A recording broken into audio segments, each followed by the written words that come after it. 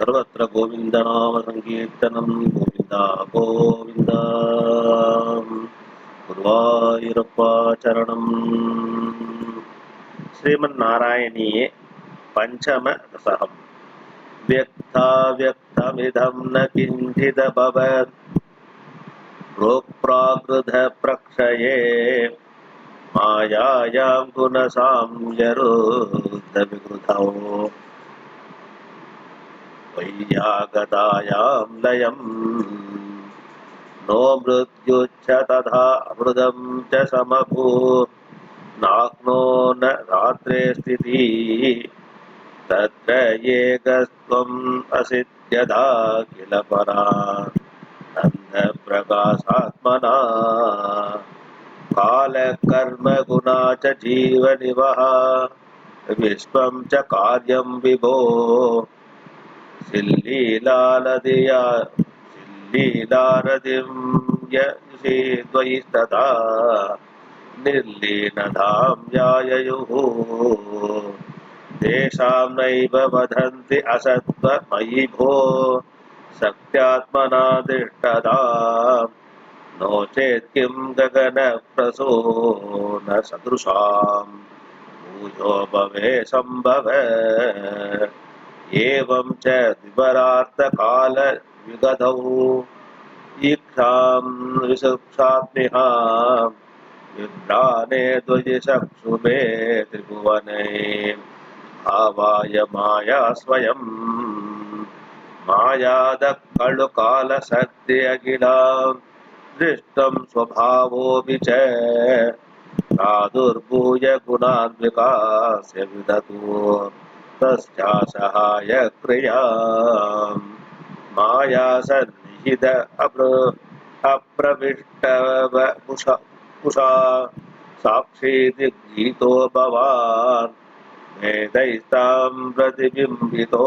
विविशिवान् जीवोऽपि नैवापरः कालादि प्रतिबोधिताद भवता संचोदितं सस्वयं माया सा खलु बुद्धिद स तत्त्वमसृज योऽसौ महान् उच्यते तत्रासौ त्रिगुणात्मकोऽपि च महान् सत्त्वप्रधानः स्वयं जीवेऽस्मिन् खलु निर्विकल्प अहिमिति उद्बोधनिष्पादकः चक्रेऽस्मिन् सविकल्पबोधकम् अहं तत्त्वं महान् खलु असौ सम्पुष्टं त्रिगुणैतमोऽतिबहुलम्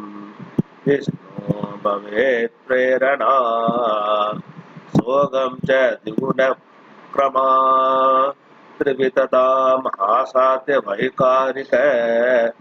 भूयस्तैजसामतामसौ इति भवन् आद्येन सद्वात्मना देवान्निन्द्रियमानिनो कृतदिशा वातार्थपास्यस्मिन् अग्निद्राच्युतमित्रका विदुविधि श्रीरुद्रशारीरका भूमन्मानसबुद्ध्यहं हृदि मिलचित्ताज्ञवृद्ध्यन्वितं तद्वातकरणं विबोधमपदा सद्वांशयेवासृज चादस्तैज सधो दशेन्द्रियगण तत्तामसां सात्पुनः तन्मात्रं नभसो मरो पुरपदे सब्धो जनीये त्वद्बलात् शब्दान् व्योम तद ससर्जित विभो स्पर्शं ततो मारुतम् तस्मात् रूपम् अतो महोदचरसम् सोऽयं च गन्धं मही एवं माधव पूर्वकलनात् आध्यात्म्य धर्मान्वितम् भूतग्राममिमं त्वमेव भगवन् आकाशय तापसान् ये देवभूतगणा सदेन्द्रियगणा देवा च जादा पृथक् नो चे भुवनान्न निर्मितविद्धौ देवैरपीम् अमीभिस्तदा त्वं नानाविधसूक्तिभिः नुदगुण तत्त्वानि अमूनि आविशन् चेष्टाक्तिम् उदीर्यदा निगडयन् ऐरण्यमण्डं यदाह अण्डं तत्खलु पूर्वसृष्टसलिले अधिष्ठन् सहस्रं समा निर्बिन्दन्तकृता सदो दश जग रूपं विराडाह्वयम्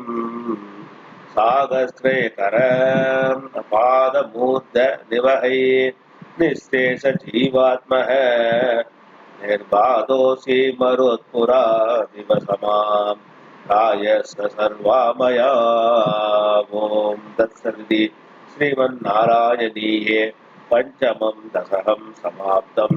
श्रीहरये नमः रमारमण गोविन्द गोविन्द श्रीकृष्णार्पणमस्तु सर्वत्र गोविन्द नाम सङ्कीर्तनम् गोविन्द गोविन्द वायुरप्पा चरणम्